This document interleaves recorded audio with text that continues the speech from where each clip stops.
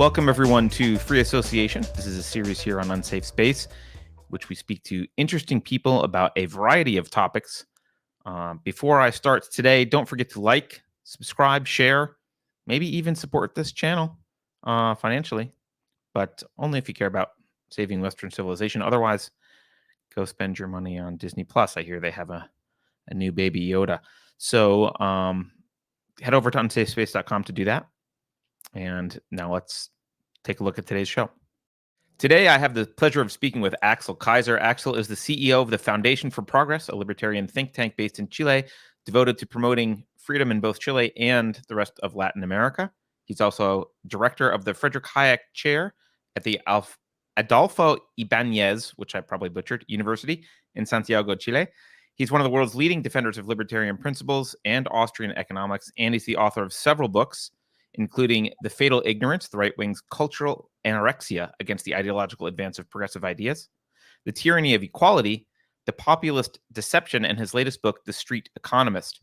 And also, I'll just add, if you want a really powerful and concise explanation of both the Great Depression and the 2008 financial crisis and a dismantling of kind of the mainstream narratives about how those occurred, I really recommend his book, Interventionism and Misery, 1929 to 2008.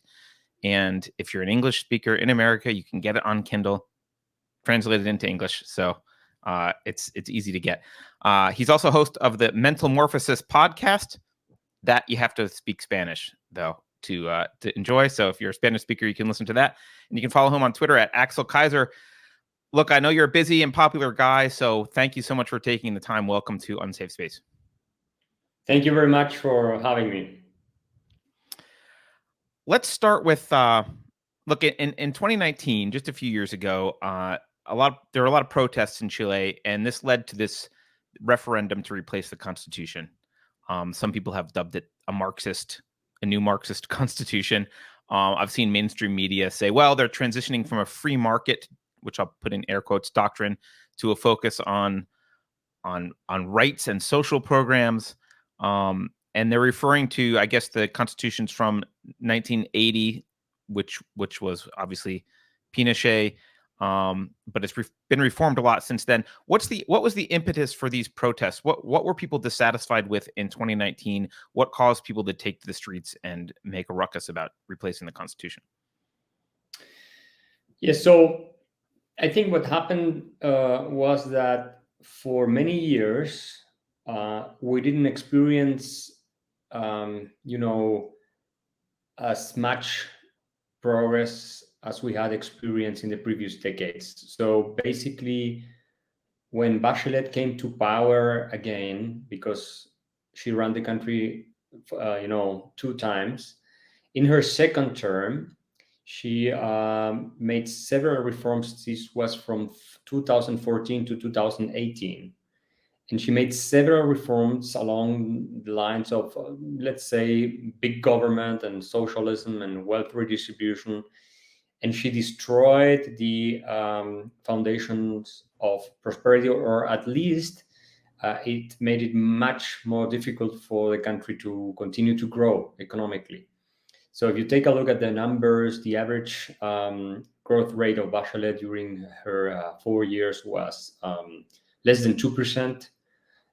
So salaries stagnated, were not growing anymore. You also had massive influx of migrants, which were competing for salaries, with the locals. And that also exerted some pressure on salaries, especially among the segments of the population with lower income. And investment collapsed to 30-year low levels because of her tax reform, and so on and so forth. So when Piñera was re-elected also for his second term, because he had been the president of Chile previously, he promised to bring back better times. Actually, the slogan of his campaign was better times. And he failed. He didn't, pass the reforms. He didn't have majority in Congress. But even so, I think he was very, very unskillful as a politician, and he failed. And so there was this feeling that everything was getting more expensive. People were taking more debt, and growth was not coming back, and they were very disappointed and very frustrated. But this was not because of the so-called neoliberal system. This was because of government intervention, basically, that had been especially, increased during the Bachelet years. And as I said, Piñera did not roll back the state. And then the narrative, of course, in the media, which is completely controlled by left-wing activists, was that the problem in Chile, was the free market and neoliberalism and, rich people having too much and so on. So in 2019, you had this crisis where you had hundreds of thousands of people going on the streets. Most of them, the majority of them, were peaceful people, but you had also these groups of violent gangs and organized sort of terrorist attacks that were perpetrated against the subway stations and against critical infrastructure and things like that. So there was some sort of a plan behind that.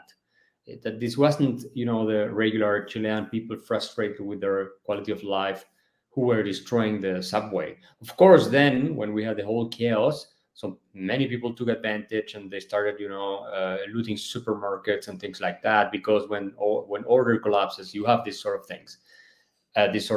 But in the end, Piñera and the right-wing government that he was presiding, they gave in to the demands of the far left, which was, let's sacrifice the constitution. Let's get rid of the constitution. This was not a priority among the Chilean population in surveys before 2019. It was, presented by the media and by many intellectuals as if the problem was the constitution in 2019. And suddenly it was very fashionable to think that if you change the constitution, everything will be fine. But the gravest mistake was made by the Piñera administration. They basically said, okay, we are going to end this constitution, which is not the Pinochet constitution, as the Ricardo Lagos, socialist president constitution, who signed it after dozens of reforms, over 50 reforms. And we opened the door for the left, which in Chile has always been a Marxist, hardcore, even totalitarian left, to rewrite the constitution. And I was very critical of this from the beginning, and it did not bring back, order to the country. Violence stopped with the pandemic. It did not stop with the government destroying the constitution, or basically saying that they were going to have a new constitution. And then we had the referendum. 78% of people voted for a new constitution because people were asked, do you want a new constitution or not? And 78% of people voted for that new constitution. Why? Well, because most of them believed that a new constitution would bring them a better quality of life, more so-called social rights, higher pensions, better, healthcare and things like that. And some of them among the center right-wing political parties believed that a new constitution would, in the end, bring back peace, and then we would have, at last, this constitution that was created under a democratic system, and then everyone will be dancing kumbaya and hugging each other, and the left would stop being the left and trying to destroy the country and create a new dictatorship. And now what we do have, because the draft has been finished the last week, we have the longest constitution in the world with 499 articles. And it's completely inspired in the Chavista experiences in Latin America, and Bolivia and Ecuador and Venezuela. So this constitution that we are going to vote for or against on September 4th is a revolutionary constitution. It is plagued by, with identity politics and with extreme far left ideas. And I fear that democracy will not survive in Chile if this constitution is approved. Yeah, I see this phrase social rights, and I hadn't really seen that phrase. I mean, we have lots of modifiers to the word rights in the US that people like to use. Yeah. But social rights is one I hadn't seen. And I always try and warn people when someone adds an adjective in front of rights, they don't mean rights. Or when they add an adjective to justice, they don't mean justice. And I was surprised at some of the stuff.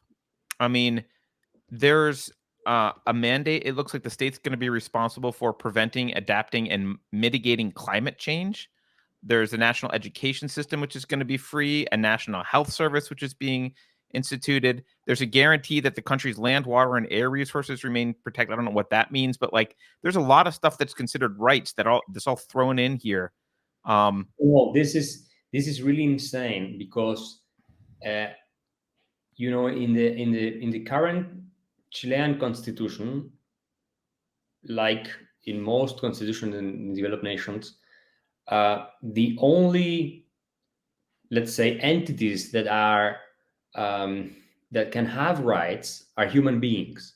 But now in this new version that they are presenting as draft, nature is also entitled to have rights. So the rivers have rights, the forest has rights, the volcanoes have rights, and so on and so forth.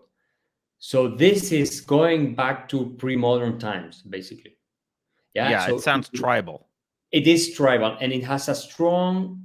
It's the if you would ask me what's the main and the central element of this constitution is what we call indigenismo, so the obsession with indigenous tribes, which in Chile really almost don't exist because everyone is mixed in this country. It's not like other Latin American countries. And 10% of people self-identify as indigenous people. They all live, you know, in the cities. Most of them, they have iPhones and they drive cars. It's not like they are, you know, living their tents. That doesn't exist.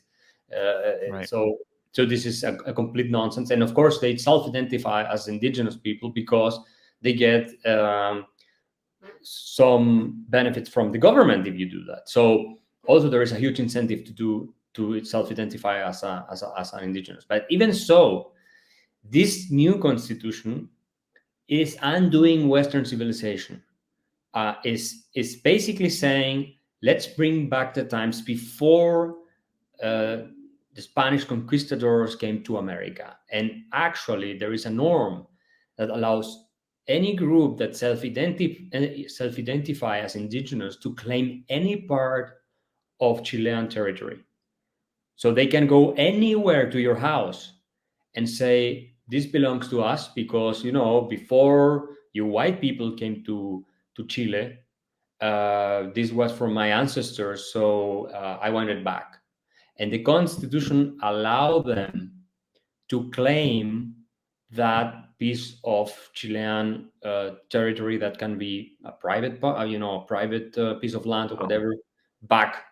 And they have also something that didn't exist in Chile before. They will have special autonomous territories where they will have their own legal system, their own norms. So the Chilean state will be practically absent from there. So equality before the law has disappeared. In this new constitution, they have their own justice system, and the constitution says it's going to be equal to the, let's say, Western type of justice system that we have now in Chile. So we don't know what happens when someone steals from me and he self-identifies as an indigenous person, which justice will decide. You know what I mean? And this is not everything. You have plenty of other norms, like the Chilean state is declared plurinational. Like there are different nations because we are different tribes now within the same state, and you will have in all parties political institutions with representatives that have been elected, like municipalities and things like that. You will have quotas for indigenous people, and you should have that also in different state and government institutions. So this is completely insane, and they are going to have complete freedom in their autonomous territories. For instance, they can use the waters in their autonomous territories as they see fit. But we, as normal Chileans, have to follow different sets of rules if we want to use waters that are in our own, let's say, farm, for example. So it's insane. And then is the feminist element, the gender ideology element. All of that is mixed in this identitarian undoing of the of Western civilization. Actually, one norm of the Constitution says that all of the rulings by courts have to incorporate gender perspective, all of them in the country. What does that even mean? I guess men are bad, women are, I don't know, good, and you always rule in favor of the supposed victim and transgender person, or so it's this I mean, it's a ideology. parody of it's a parody of itself, and it sounds to me like the first woke constitution that's ever been proposed. Yeah, I think it's the first woke constitution. I don't know, maybe Bolivia has a lot of these indigenous elements, and Ecuador also, but I don't think they went as far as we are going with our constitution. We are also eliminating the Senate, which is very dangerous. We will always have this assembly. It's the same thing that Hugo Chavez did in Venezuela, and they copy pasted from Venezuela, basically, because the Senate is, is in Chile, it exerts a control over what the House decides. So no law can be made by the House unless the Senate approves it. And usually senators are higher ranked, more reasonable type of people. I think in the US is also true. Not 100%, but let's say on average, it's better than the lower house, the deputies chamber in general. And so they got rid of that. And they got rid of eminent domain regulations. That means which were in our constitution because of our experience with confiscation and nationalization of industries and things that happened in Chile, like they happened in Venezuela. Well, the same thing happened in Chile in the 70s and the 60s. And so we had in this constitution eminent domain rules that would force the government to pay you the full amount in advance and cash before they take over your property, right? And now they got rid of that, and they just say, okay, government is going to pay a fair price. What's the fair price? Whatever politicians say it's going to be. So you don't have effective protection of private property anymore. And they are going to get rid of the pension funds. We have these private capitalization accounts. Chile was the first country in the world to introduce that. And it has been a very successful system. But now in the new constitution, you have the basically a norm that says that we're going to have a social security system that's basically going back to a pay-as-you-go. They don't say it explicitly like that, but they rejected all of the proposals to include, for instance, the right of the workers to choose the administrator of their funds and to preserve the property of their funds in the future, because we save every month to our personal account. So they opened the door to completely nationalize it's almost $200 billion we have accumulated in the pension funds. And the same thing with the private health insurance. They're going to get rid of that. Then we have voucher system in Chile, where almost 60% of school students go to it's private and subsidized, schools, and they excluded these schools from government funds or government funding. So basically, it's going to be one national education system, and it's going to be up to politicians to say if they want to give funds to these private schools that are being subsidized by the government or by the taxpayers, basically. But they don't want that, because the far left says it's like the war against charter schools in the US. The far left, they want the teachers union to have the power. They don't want children to be educated in the schools of the choosing of their parents. They want to control them, and the government has to play the role there. So it's a horrible constitution. It's going to, I don't know, it's going to bring the country apart, and it's going to probably open the door for civil strife and even, I don't know, civil war would be the worst case scenario. But I mean, imagine people coming and telling you, oh no, this piece of land is mine. No, but it's mine. No, because my ancestors. So can you imagine the amount of civil conflict you can create with that? It's insane. Yeah, no, I that's a recipe for violence. I mean, as far as I can tell. I mean, I I'm not a constitutional expert. I'm most familiar with the U.S. Constitution, but I glanced at some of the stuff of this draft, and it seemed to me I've always imagined constitutions to be kind of articulating the application of principles in the realm of civics. Like, okay, here are some principles and how they're going to work in this government. And this seems like a letter to Santa Claus. It's like these It are all is. the things that we want. And It it's is. ridiculous. Well, it is, and also, this new constitution, it basically sets no limits to government power. So if you want to have a dictatorship with the facade of being a democracy, like you typically see in Latin America, that's it. Yep. And you are going to have the constitution to help you achieve that, because there is no limit to the power of this assembly they are creating, as the legislative body. And yeah, I mean, there are things like, for instance, everyone has the right to decent job. That's gonna be, and you have also the right to a payment for your job, a salary that's enough to cover all of your necessities and everything you need in order to have a decent life. That's in the Decent constitution. life. Yeah, Yeah, I mean, it's crazy. it's insane. What if you are someone who didn't even finish college or anything, and you have 5 children? Maybe you need, $15,000 per month, and you work as a, cleaner or something. You know, it's just this sort of things that you see in Latin America all the time, and we believe that Chile was different, but it's the same magical realism and populist bullshit you see everywhere in Latin America. This is banana republic type of thinking. And Yeah. Yeah, it really is. And even the gender stuff, I mean, my understanding of the current constitution is it's already illegal to discriminate based on it is. gender, but now they've changed it to an equity model where the government and public institutions have to have gender parity, which Well, that seems insane. yeah, the current constitution makes it legal to discriminate, that's for sure, and it has been like that for decades. But what I see here is the triumph of identity politics, which is the creation of a new caste society.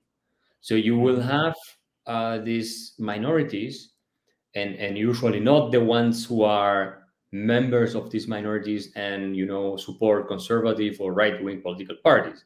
You will have these leftist crazy activists with privileges that are created by law, by the constitution, and that will ensure spaces of power to the left, basically, to left-wing Yep. political parties. And they have created a document that will make it possible for them to completely control the government and control power and have their own dictatorship, because in the end it will be impossible to win over this legislative assembly, because they have created quotas within this assembly as well, Right. that will be integrated by left-wing activists who claim to be indigenous and people like that. So it and this is interesting for your audience. In Chile, in southern Chile, I grew up in the ninth region. The ninth region is the region where you find the most of these Chilean people who have a larger percentage of indigenous blood, let's say, or ancestors, Okay. right? Well, most of them vote for right-wing political parties, most of them. Hmm. And it's the only region where the right always wins. And they are trying to present this as if they were representing the rights of these minorities, and they are supporting. We have a large terrorist movement in southern Chile now, They claim to be fighting for the rights of the indigenous people, but they are attacking indigenous people, and they are killing indigenous people who don't, follow their lead or their rules, basically. And they are heavily engaged with drug trafficking, cocaine, and things like that. They have connections to the FARC in Colombia and to Mexican cartels. And the worst part of this is the media and the left-wing intellectuals, and even our president now, Boric, he's a far left person. He's like the Justin Trudeau of Chile, by the way. That's how I think of it. Yeah, I think he's even worse than Justin Trudeau. I mean, Justin Trudeau is the most dishonest person, I think, that runs a country in the Western world. But he's in Canada, and so Canada, maybe you can afford to have a clown like that running your country. But Chile, the president is so important. If you have a weak president or someone who is, not willing to defend the rule of law and things like that, and who is supporting terrorist movement, because this is what he's doing, then you can lose the country. You have every day attacks, terrorist attacks. They're killing people every week. They are destroying private property.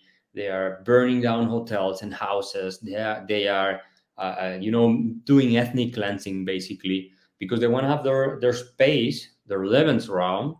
They call it like that. This is in sense like the Nazis, right? Their espacio vital, their Lebensraum, in order to basically what they really want is to have their free zone to do their deals with drug trafficking and cocaine and things like that. This is what they really want, and this is so obvious.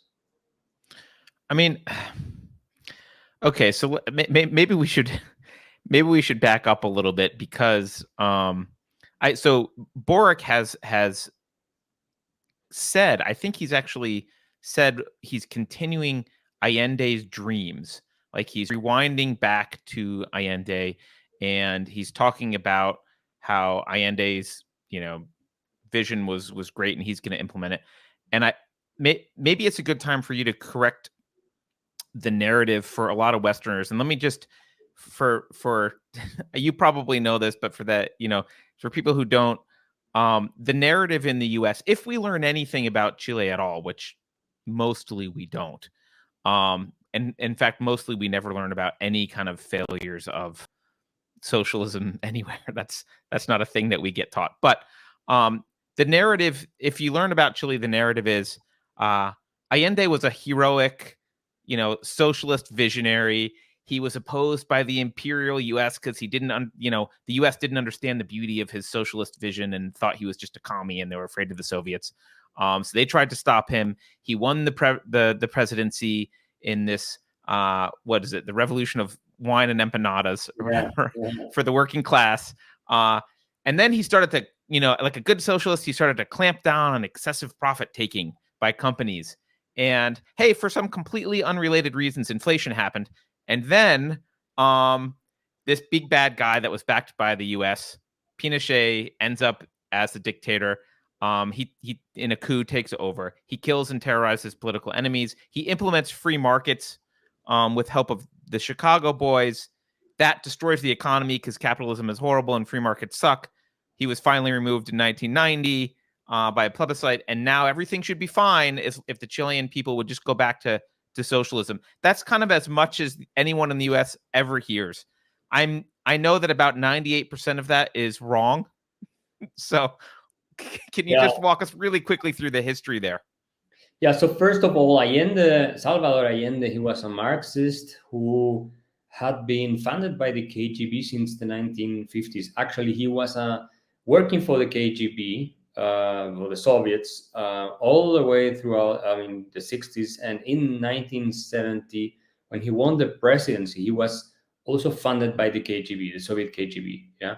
So Allende was representing a group of people. This was the Cold War, who wanted to create in Chile a communist dictatorship. And this is no surprise. He said that himself. He said that the Soviet Union was the big brother. He referred to the Soviet Union in those terms. And so he was getting being paid by the Soviet Union, being supported by the Soviet Union. And no one can really believe that the Soviet Union was supporting someone if they didn't believe that this person was going to, fall or bring a country under the sphere of influence. This is insane. And when he won the presidency with 36% of the votes, let's be clear here, he got 36% of the votes, and the guy who came after him, who was Alessandri, he got like 35 something percent of the votes. But at the time, we didn't have a second round. Congress could decide between the first two majorities. And then they decided to go with Allende, but they forced Allende to sign and to support constitutional reforms that made sure that he was not going to destroy democracy.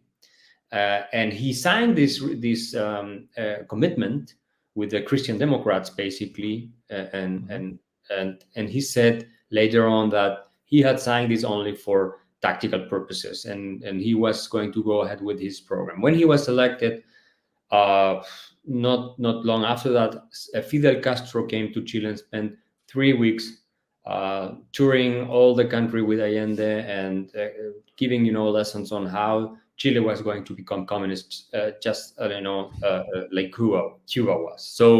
So let's be clear with this.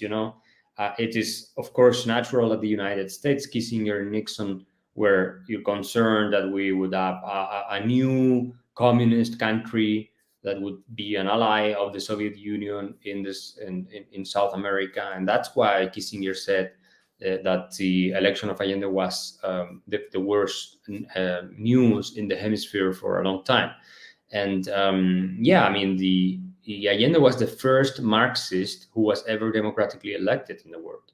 So this created an example for large political parties in France, Italy, other parts of Europe, that they could, get to power not with a violent revolution, but with the using elections, basically, which is what Chavez did later on, and all that. They were inspired in it. So what happened was the economy had been for decades. We had this import substitution system. It was government was very big and all that. And Allende, he made the problem worse because he had this centrally planned economy put in place, and inflation skyrocketed. In 1973, before the coup, we had 600% inflation. There was scarcity of basic goods and services. Over 3,000 prices were fixed by the government, by the regime. You were sent to jail if you had dollars, for instance. It was illegal to have dollars. So the economy was completely destroyed. The mines were nationalized. We are a large producer of copper, so we expropriated and nationalized the mining companies, American mining companies and others. We didn't pay anything to them. I feel like, by the way, that I always hear about that, and I think he picked up Atlas Shrugged and went, "That's a good idea." It's literally exactly what was predicted. They didn't even compensate. Let's be clear. They didn't get the compensation even. They just stole the mines. They stole the mines. And later on, the Pinochet regime came to an agreement with the owners, and the Chilean state paid something to them. But and the same with land reform. It was almost 10 million hectares that were stolen by the Frey and Allende regime. Frey was the guy who came before him, and at the same time he was trying to his government. They were trying to create the conditions for a Marxist dictatorship in the country. So Allende was the first one to call the military, and he appointed generals as ministers to the cabinet because the country was becoming increasingly ungovernable. We had terrorist groups working. We had chaos everywhere. Imagine, it was a similar situation to Venezuela right now, and so in the end, with the difference that the military was not leading or supporting the Allende regime, but people don't know that Allende appointed Pinochet as commander-in-chief of the army because he thought that Pinochet was loyal to him. And Pinochet was not the guy who initiated the coup. It was the Navy. The Navy, when the Communist Party and the left-wing, the government tried to infiltrate the armed forces in order to consolidate their dictatorship. The Navy didn't accept this. And they said, we are going to overthrow this regime. And of course, you had a social crisis everywhere. And the truck drivers, who are a very powerful force here in Chile, they paralyzed the country because they had nothing to eat. And, women didn't have, milk for the babies and things like that. And so the Pinochet didn't want to go with a coup. And he said, okay, we are joining last minute. This is the true. And Allende thought that Pinochet was going to was already imprisoned, and he thought otherwise he would have defended me. But the real reason why the military took over power was because Congress, Deputies Chamber, on August 22, 1973, by 2/3 of the votes, including the center left-wing parties like the Christian Democratic Party, they voted. They issued a resolution saying that the Allende administration was unconstitutional. They were violating systematically the Constitution. They were violating human rights. They were trying to install a Marxist totalitarian regime in the country. This is literal. And they were, going after journalists who were not, who were critical of the government and things like that. And they called the army to put an end to this tyranny, the agenda tyranny. This is the elected body of the Deputies Chamber, elected by the Chilean people, by 2/3 of the votes, saying what everyone was saying at the time, that the Allende administration wanted to create a totalitarian dictatorship in the country, and that the economic situation was unsustainable, chaos was everywhere, and even the Supreme Court had issued, some documents saying that the Allende administration was not respecting the Constitution because they were not following through the rulings of the courts. They were not enforcing them, and so the courts was sending letters to the president and saying, please, you have to respect the Constitution. So in the end, this was on August 22, and then on September 11, 1973, the military intervened, and they offered Allende to leave La Moneda, our presidential palace. He said no. He took an AK-47 that was a gift from Fidel Castro, and he shot himself.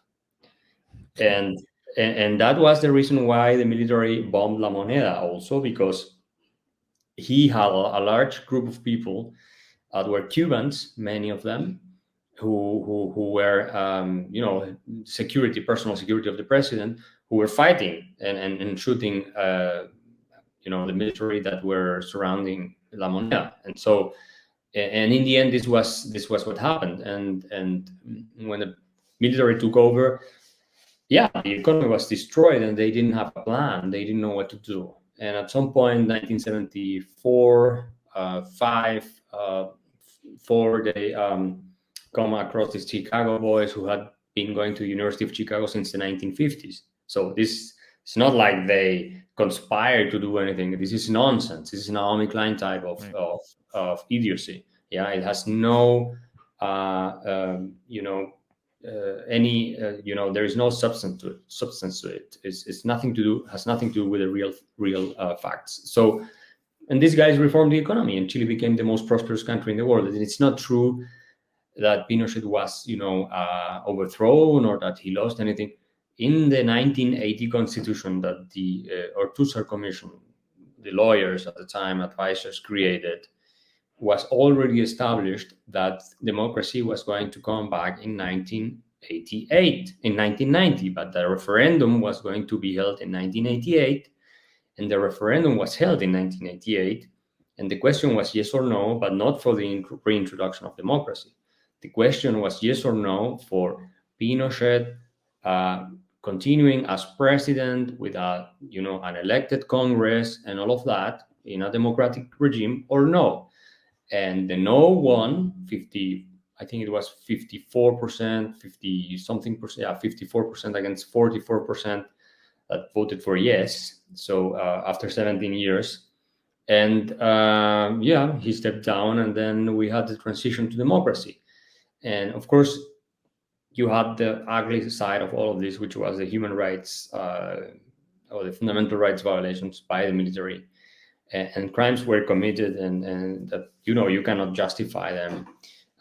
It was, of course, the context of the Cold War. Many military personnel were killed during the 70s, and there was a lot of anger and revenge drive from the part of many soldiers who really hated the left-wing terrorist organizations and left affiliated people, and so they committed many excesses. But it was basically focused on these hardcore leftist people, and it was not, of course, something that was wrong, and we all should condemn that, because it was not, done according to the rule of law. I'm not saying you face terrorist people, that were shooting at you and you shoot back, you kill them. This is okay, because of course you have to defend yourself. But what some things they did were of course very wrong, and no one can justify them. But the general picture is much more complex than the narrative and the storytelling says. And one last word about Allende that might interest people in the United States. Now that you are living this cancel culture, well, Allende was a hardcore homophobe who wrote that homosexuals had to be treated. He was a doctor himself, and think horrible things about homosexuals. And he was a hardcore anti-Semitic person who wrote that Jews were genetically inclined to thievery and being dishonest and things like that. So this was Salvador Allende. He was not really this humanist who loved everyone. This is bullshit. This is the myth. But Professor Victor Farias, who taught a long time at the Freie University in Berlin, he wrote a couple of books with the documents that showed this very dark side of Allende. And and in the end, it was Chile was a battlefield for the Cold War. This is what happens when you are in war. And I'm very happy that the communists didn't win.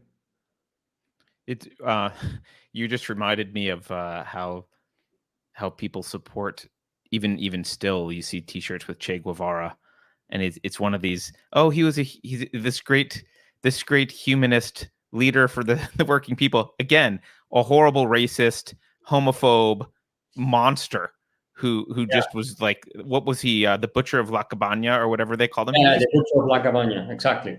Yeah, which was like a horrible. Yeah, but he had the right politics. Yeah, and this is so strange. Why people who argue that they really care about minorities and they are willing to cancel Thomas Jefferson because in the 18th century he had slaves, but they idealize and they love people like Che Guevara, who a couple of decades ago was saying that homosexuals were sick people that had to be maybe killed or re-educated, and they send them to concentration camps. I mean, what's that all about? I mean, this is crazy, because the world at the time was not saying homosexuals have to be killed. I mean, you had the whole movement, minorities, already in the 60s and even before that. So, but they don't care. I mean, it's like. I don't know. It's like this feminists who don't care about human rights violations of women in Muslim communities, for instance. Right. In the West, I'm not speaking. Not even in Africa or parts like that, or parts of the world like that. They don't care. They care about how many women are in the board of directors at Google, and then they say, "Oh, this is the patriarchy is so wrong. You don't have 50-50 or something like that." But then you see. The genital mutilation happening in France, and that doesn't matter, even if it's 5-year-old girls. Yeah, they don't care. Yeah, no, they don't because care. It meets their political agenda. It's in line with their political agenda. Absolutely. I mean, I want to dig into Pinochet just a little bit, because you're admitting, like, bad things happened, and like people were tortured and killed, and I mean, the only thing most people know about Pinochet is memes of throwing commies out of helicopters, which is sometimes viscerally satisfying if you're anti-communist, but certainly a bad image for Pinochet.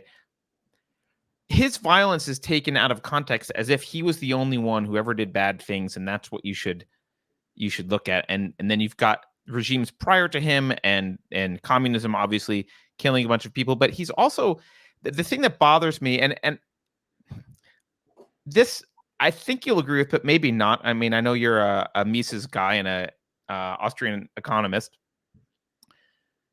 He's viewed. They argue that he was this free market guy, and he was more free market certainly than a Marxist, although that's not hard. But he did keep. My understanding is he kept the nationalization of a bunch of industries. He was, the Chicago boys were Friedmanites, not Murray Rothbard type economists. So, they were okay with central bank manipulation and that kind of stuff.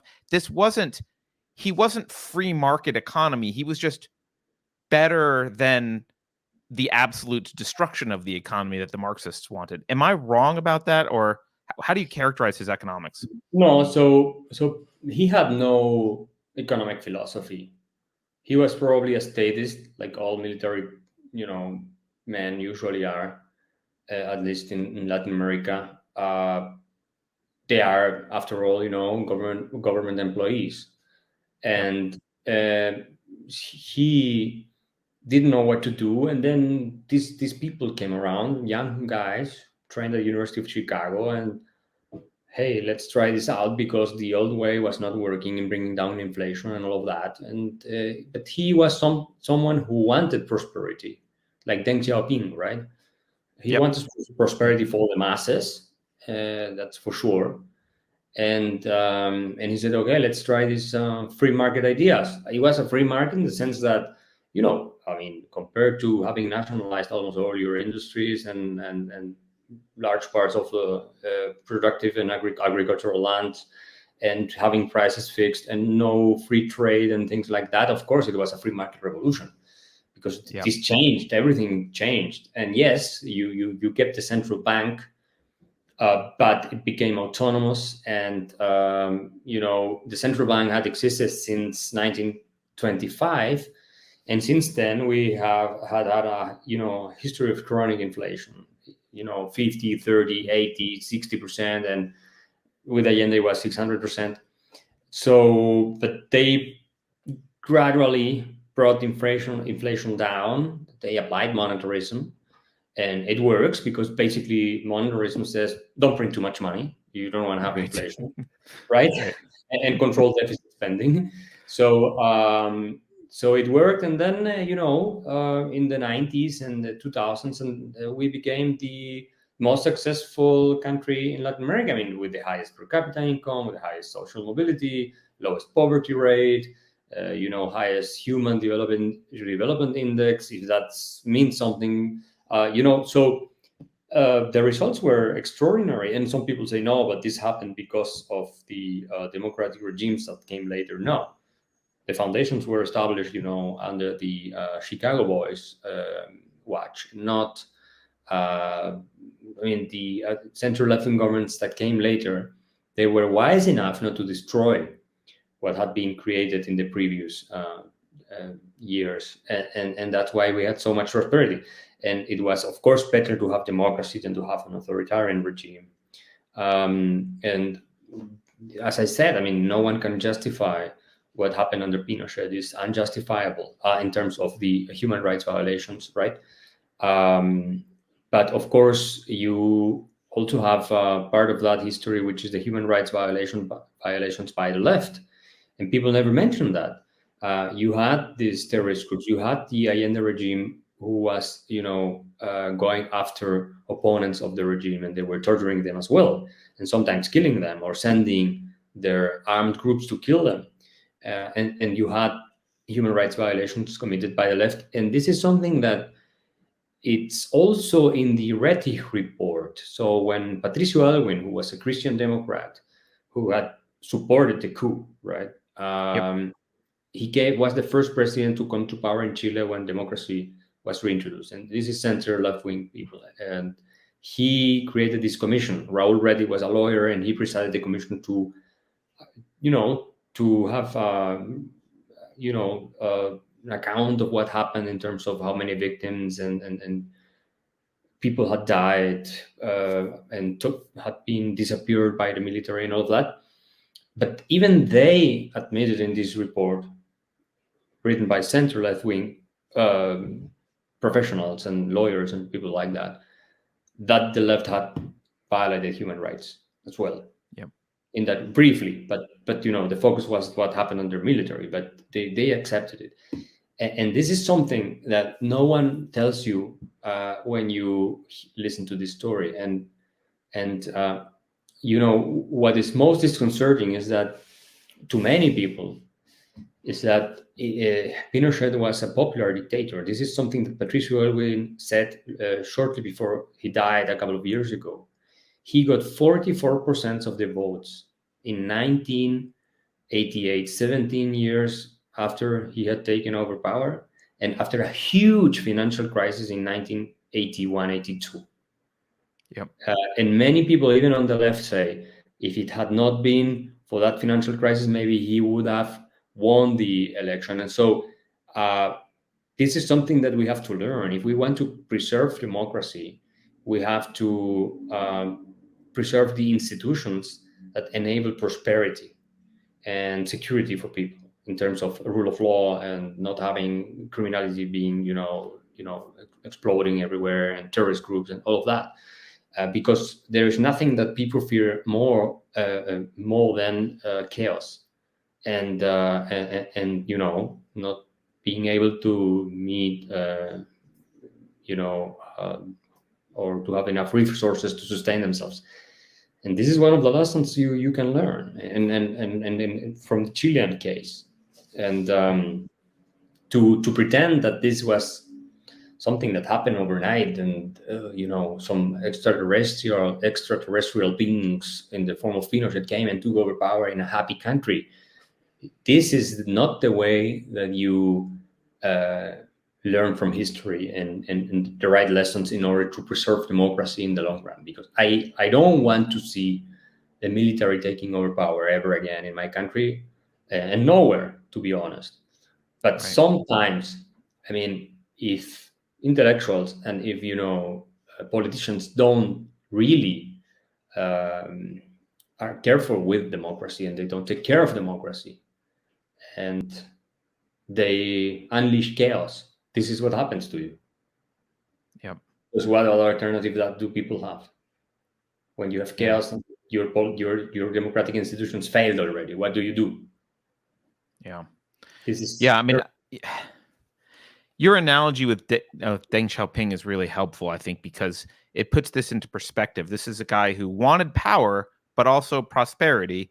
As long as he stayed in power, prosperity was the goal, which is why Deng Xiaoping was able to open up and try economic development zones and do all this kind of stuff in China that built prosperity. He just also was willing to violate rights if it meant the CCP needed to stay in power to do that to stay in power. And while that's bad, it is distinct from an ideologue who wants to have a Marxist dictatorship and is willing to just decimate the economy and destroy everyone for his ideal. Yeah, so the Chilean military, remember, Chile was not ruled by Pinochet, it was ruled by a junta. So this junta, this was the three commanders-in-chief from the three branches of the armed forces, Navy, the Air Force, and the Army. And and you had a fourth one, which was a Carabineros, which is the police, the military police in Chile. We have a different type of police. We have military police in our country, and so this were the guys running the show. Like the president of the junta was Pinochet, because the army is the most powerful branch of the four, but they never really wanted to stay forever. I think in the end, maybe Pinochet in the 80s thought he could stay for a longer time, and power corrupts and all of that. Sure. But the intention was to rebuild the country, reconstruct it, to get rid of the what they saw as the Soviet communist/communist threat, and that was also a threat to them as institution, as generals and soldiers, was a threat to them, that the Soviet Union was advancing, because they knew if the Soviet Union could penetrate the armed forces, they were going to destroy the armed forces, and they were going to get rid of all the opposition within the armed forces. So and the rhetoric of the left was extremely aggressive. So they were really making people believe that they could take over power, and they could have a Marxist dictatorship like it had happened in Cuba and many other parts. So but they didn't originally plan to stay for a long time, and that's why they created the 1980 Constitution, and they established the return of democracy. They were under pressure by the civilians around them, because this was not only the military. Many civilians were collaborating with this regime. They were under pressure by the civilians. They were under pressure by members of the armed forces, by members of the business elites. They were under pressure to restore democracy. And so I don't think they could have, been able to not transition back to democracy as they did. It would have been unsustainable. Didn't we later find out even that Pinochet had Guzman start working on a constitution as early as 1973 or something? Like right away, there was this idea that, okay, we got to go clean house and do this temporarily, but we need to return the country to democracy at some point. Yeah, so Guzman was someone who believed that democracy had to be reintroduced. That was, unnegotiable, and the junta agreed with him. But they needed to rebuild the institutions, and economic freedom was a crucial part of that, because in their view, and this was also Milton Friedman's explanation to why Chile had lost democracy, the gradual destruction of economic freedom throughout the previous decades had brought the country to a point where you, in the end, made democracy unviable, and everything collapsed. So they wanted to make sure that this didn't happen again. And that's why the 1980 Constitution has so many rules that prevent government from destroying economic freedom. You have the eminent domain regulations, you have protection resources or actions in order to protect your property and other rights. You have special requirements if the government wants to create a company, and all of these things. So because they thought this was really, really important to preserve economic freedom for prosperity, and because this was their,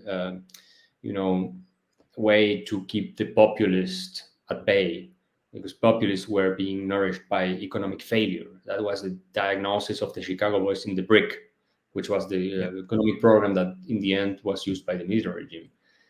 But it was a social market economy in the end, as Milton Friedman said. This was not really Murray Rothbard's anarcho-capitalistic paradise, not at all. Right. It was, government played an important role.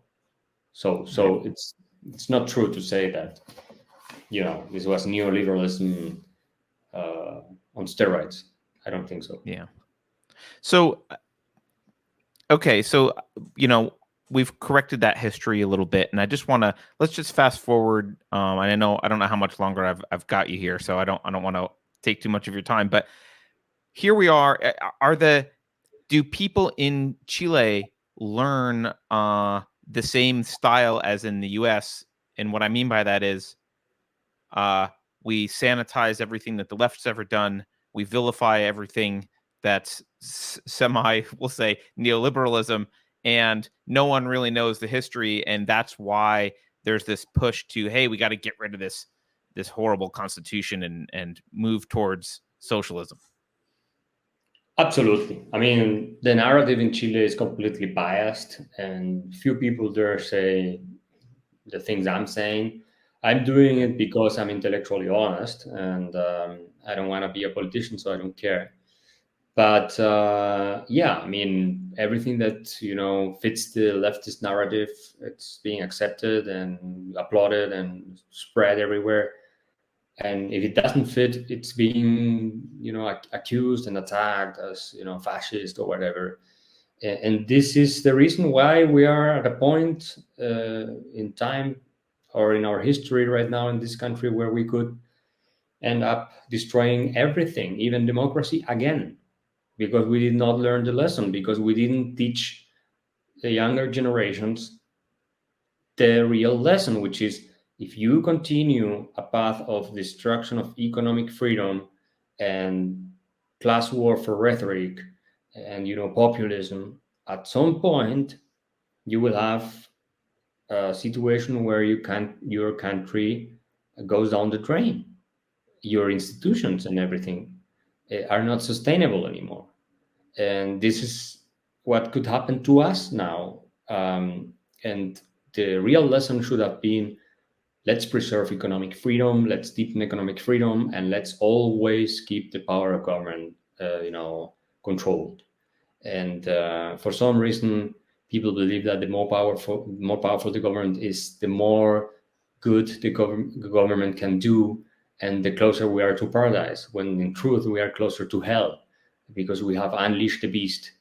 And you are gonna see, if approved in September, this new constitution, probably a very interesting experiment in Chile in terms of the destruction of a country that was very successful and not long ago. Yeah, I mean, it almost makes me wonder if instead of focusing solely on economic reforms, Pinochet maybe also should have fixed the intellectual institutions and gotten rid of all of the collectivist Hegelian Marxist ideology and brought in some individualists. Yeah, I mean, they tried to do something like that with universities and all of that. Then there is also a tendency in these institutions to go back to their roots, let's say, and become left again and spread these narratives. It's like the default setting is like being on the left. Yep. And then they destroy everything, and then there is a correction, and then everything starts again, if you are lucky. Because if there is no correction, you end up like Venezuela, decades and decades with these communists, or like it was the case with the Eastern Europe for almost a century, at least in Russia, and then other countries, half a century. And so it's something that we have to work for every day, freedom, Yeah. Otherwise we lose it. Yeah. Do you think this constitution, well, I see that there seems to be less excitement about it now than there was maybe in November or December of last year. Do you think this is going to get approved? So I have to go to another meeting now, but I will answer this one. Okay. Sorry about that. Yeah, don't worry. It's okay. I mean, in the polls so far, the rechazo alternative, which is basically saying no to the new constitution, has been growing and is more stronger than the apruebo or the yes to the new constitution alternative. So if this continues to be the case, then we should prevent the worst from happening. But this can change, because the difference is like 7-8 percentage points, and it's not a lot. And the campaign is going to be very intense, and the next months are going to be, crucial. And the left is going to mobilize, and they're already mobilizing the media, all the journalists, the armies of intellectuals, and everyone, in order to convince people, often with lies, that they should support this Chavista constitution that they are proposing to the country. So there is a high chance. They have till September, right? Till September. So they have a big chance of winning this. And this will, I think, derail the country completely in the coming years, if that happens. Well, let's hope not. Axel, look, I really appreciate your time. Axel Kaiser, remind everyone how they can follow your work. Where can they find you? How can they help? What do you need? Thank you very much. I'm on Twitter at Axel Kaiser. I'm also on Instagram at Axel Kaiser B. And yeah, I mean, they can follow me there and support maybe the Atlas Center for Latin America in Washington from Atlas Foundation. I'm a senior fellow there, and we work for freedom in all of Latin America. That's a good place to start. Excellent. Well, again, thank you very much for your time. I really love the way your brain works. Love the books that I can read in English. I love. So thank you very much, and best of luck. Thank you very much, and till next time.